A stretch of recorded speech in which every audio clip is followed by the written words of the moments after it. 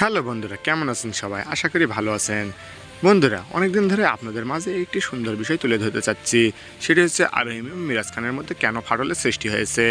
এই বিষয়টি সঠিকভাবে জানতে হলে আমাদের চ্যানেলটি সাবস্ক্রাইব করে একটি লাইক দিয়ে আমাদের পাশে থাকুন। বন্ধুরা, আরোহী এবং মিরাজ বহুদিন ধরে একসাথে আর কাজ করছেন না। এর প্রধান কারণ হচ্ছে তাদের মধ্যে তৃতীয় ব্যক্তি চলে এসেছিল। সেই তৃতীয় ব্যক্তিটির নাম যদি জানতে চান তাহলে আমাদের চ্যানেলটি সাবস্ক্রাইব করে আমাদের সব ধরনের ভিডিও পেতে বেল আইকনে ক্লিক করে রাখুন। বন্ধুরা, আরএম এবং মিরাজ দুজনে প্রেমে লিপ্ত হয়েছিলেন।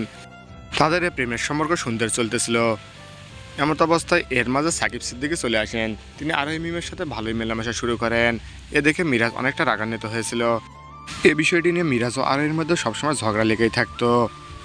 এক পর্যায়ে মিরাজ আরোহীর উপর হাত তোলার চেষ্টা করে। এরপর আরোহী মিরাজকে বলে দেয় যে সে তার সাথে আর সম্পর্ক রাখতে চায় না, এবং মিরাজও তাকে ডিরেক্ট বলে দেয় যে সেও তার সাথে আর সম্পর্ক রাখতে চায় না, এবং তাদের দুজনের মধ্যে বিচ্ছেদ হয়ে যায়।